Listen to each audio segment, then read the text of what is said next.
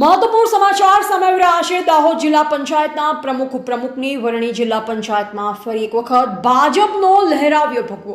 દાહોદ જિલ્લા પંચાયતના પ્રમુખ તરીકે ગમાબેન અભેસી મોહનિયા, ઉપપ્રમુખ તરીકે વિજયસિંહ આમલિયાર, કારોબારી ચેરમેન તરીકે સંગીતાબેન પટેલ, પક્ષના નેતા ભૂપેન્દ્રભાઈ સંગાડા, દંડક તરીકે મનીષાબેન ભુરિયાની વરણી। ચૂંટાયેલ તમામ હોદ્દેદારોને મંત્રી, ધારાસભ્ય સહિત કાર્યકર્તાઓએ શુભેચ્છા પાઠવી।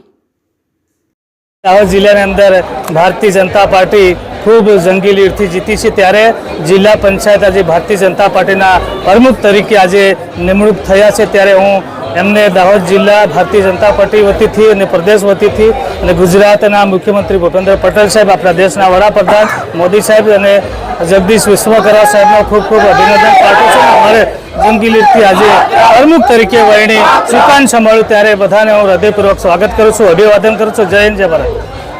પ્રમુખ અને ઉપપ્રમુખની વરણી કરવામાં આવી છે।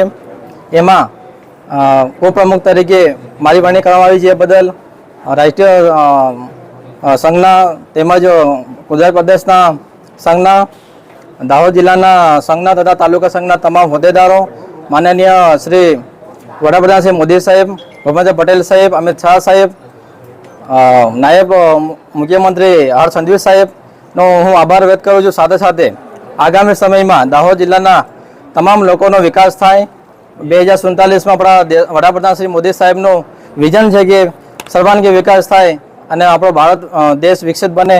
એ હેતુથી દાહોદ જિલ્લામાં આવનારા સમયમાં અમે બહુ સાથે મળીને બધા સભ્યો કામ કરીશું। ભારત માતા કી જય।